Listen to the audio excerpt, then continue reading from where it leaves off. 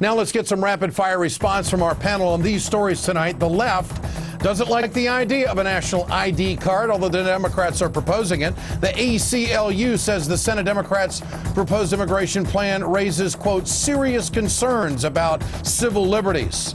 Republican Senator John Ensign is being investigated by the FBI for allegedly making payoffs to cover up an extramarital affair with a former campaign staffer. Now, for the first time, a top Democrat is talking publicly about Ensign resigning from the Senate. And in a commencement speech at the University of Michigan over the weekend, President Obama slammed the hateful anti-government rhetoric that is dominating conversations across this country.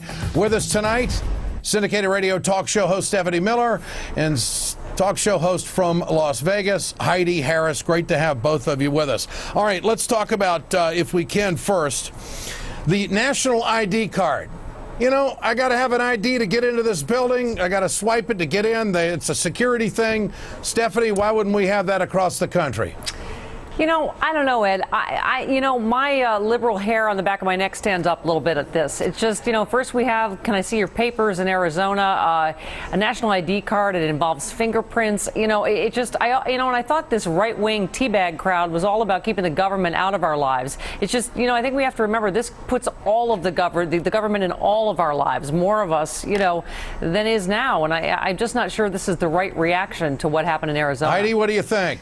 Hey, well, I don't know about the right-wing teabag crowd, but I have been against it all along. First of all, I think it's a bad idea because it'll give people a false sense of security. There is no kind of ID you can come up with that somebody's not going to find a way to counterfeit. No possible way. So if that's going to make us all feel better about planes or cars or whatever, I'm totally opposed to it. All right. A top Democrat in the Senate has stepped up and made a comment about Senator Ensign's issue out in Nevada. Here it is. Tom Harkin says, if it is true that he did make these payoffs and all that kind of stuff, then I would think the honorable thing to do would be to resign. Heidi, what do you make of that? Is Senator Ensign under any pressure other than this comment to step out of the Senate, and do you think he will? Well, there are a lot of people who are calling for it. Not many people have gone as far as Senator Harkin, but, basically he doesn't care as much what I think as he does what Mitch McConnell thinks. And if he can't get anything done for the state of Nevada, which is pretty much how it is now, and no one's really talking to him, then he might as well step down. Don't worry, we've got a lot of great GOP people that our governor can appoint to replace him. Well, how are the folks in Nevada taking this, Heidi? I mean,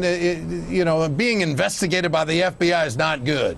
No, it's a big deal. There's no question about it. And, my big issue has not been he cheated on his wife. I mean, I'm not thrilled about that. But come on, everybody in the Senate, there's a lot of that going on in Congress. We all know that.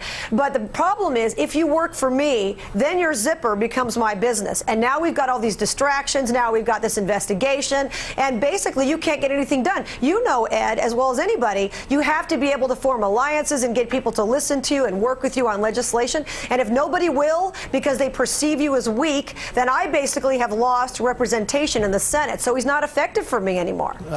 Stephanie, your thoughts on all of this tonight? Well, Heidi, let me just say your zipper and Ed's zipper and John Ensign's zipper, really none of my business. But it is our business when, first of all, I want to know how you get your mommy and daddy to pay off your mistress and their family. It's kind of laughable, like, oh, if this happened. I think it's pretty clear that it did, and I think it's pretty clear he needs to step down. President Obama speaks at Ann Arbor over the weekend at the Big House, and over 100,000 people are there. Here's what he had to say about some of the anti-government rhetoric that's been taking place. When our government is spoken of as some menacing, threatening foreign entity, it ignores the fact that in our democracy, government is us. This kind of vilification and over-the-top rhetoric closes the door to the possibility of compromise. It undermines democratic deliberation. It prevents learning, since after all, why should we listen to a fascist or a socialist or a right-wing nut or a left-wing nut? It coarsens our culture. And at its worst, it can send signals to the most extreme elements of our society that perhaps violence is a justifiable response. Now, all three of us take phone calls from Americans every day. We do radio shows. We have a lot of listeners. That is the first time I have heard President Obama come out with such description on the rhetoric that is being taken place by both sides across the country. Stephanie, what do you make of it? Here was my only problem with what he said, Ed. He said, you know, you have to listen to both sides. If you're a Rush Limbaugh and a Glenn Beck fan, then you need to sometimes read the Huffington Post. I think what he meant to say is you need to listen to Ed Schutlz and Stephanie Miller once in a while.